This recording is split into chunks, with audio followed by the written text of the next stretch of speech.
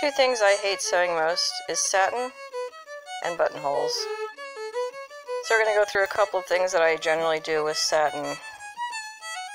I can never get satin to cut straight, so I give up on trying to get satin to cut straight. So I get the general shape, make sure that the corners line up, but when I pin it, I don't bother to match the edges. I want to make sure that I'm getting the shape correct and that everything on the ends is going to match up in the end. I don't tend to use satin for structural pieces unless I'm using a stabilizer. This particular piece is a lining for the inside of the frock coat for this particular costume. So I'm going to freeform a lot of it. I just have to make sure that the pieces are going to sit right so that they don't end up ruining the drape of the coat itself. I'm gently pulling on each end of the fabric while I feed it through the sewing machine.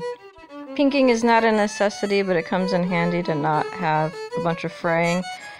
And while trimming the edges, I noticed that we ended up with a bit of a wobble in the seam because of the way the satin pulls going through the machine. So we're going to go ahead and just correct with a straighter seam line.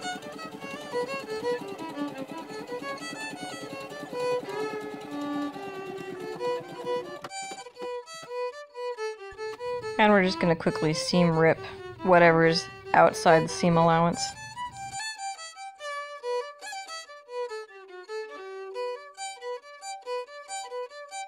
Once we get done here, there are a number of techniques that you can use in order to press out your seams.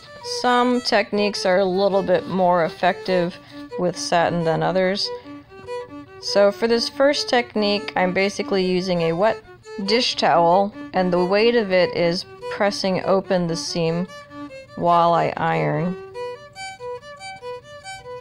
It is a very wet towel.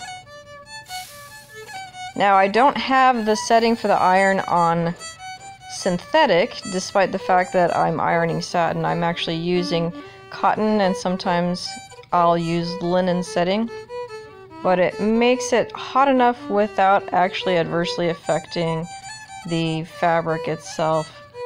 It helps to test your fabric ahead of time, but I already know that this particular satin holds up well when wet, even on a hot iron. So the second technique is basically the same wet towel, but instead of using the weight of the towel, we're just going to go ahead and pin it real quick.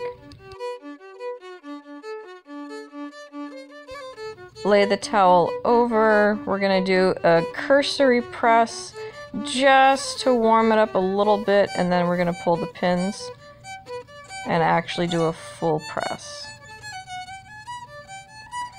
This can be handy depending on the type of fabric and the type of seam that you're doing to try to keep everything in place. This third method is going to press the seam off to the side, so we're not actually splitting the seam. Place the towel over with it leaning to the one side. You can't see my left hand, but what it's doing while I'm ironing is pulling the left side of the fabric away from where the iron is resting.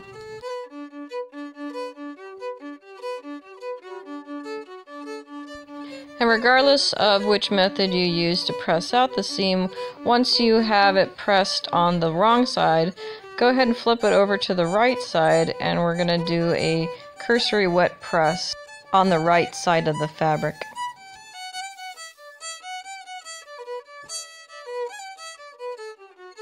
And yes, I know, the rest of the satin is horribly wrinkled. I have a lot more sewing to do, and this satin tends to wrinkle easily, so we're going to go ahead and save all that extra ironing for later.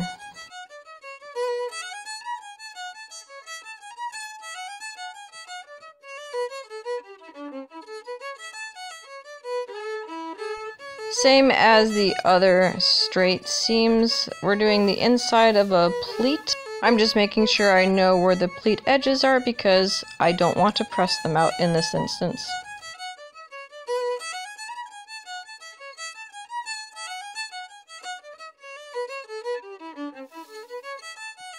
Now, the only thing worse than sewing satin is pressing curved seams. There's a couple of different techniques I like to use, and this would vary depending on the type of garment or piece that you're sewing. Hanging the curved portion off the edge of your ironing board if you don't have a curved form.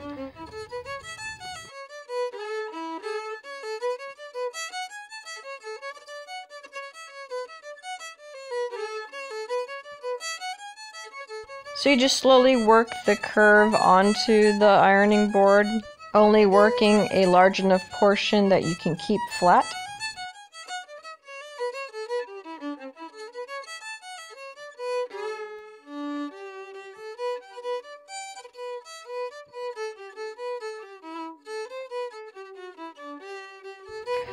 The second technique is to go ahead and make a trough around a larger section along the curved seam, and then you angle in the iron.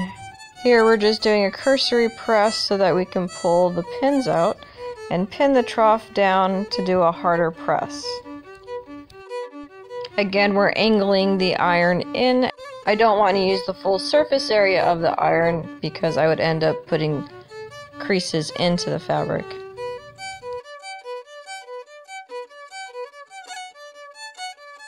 And then, just like the straight seam, regardless of which method we use to do the curves, we're going to go ahead and flip the piece over and press the right side of the fabric.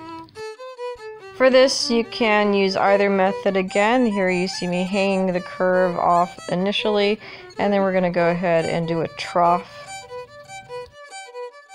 Because of the direction of the curve when the fabric's right side up, I'm creating a lump in order to compensate for the curve in the seam.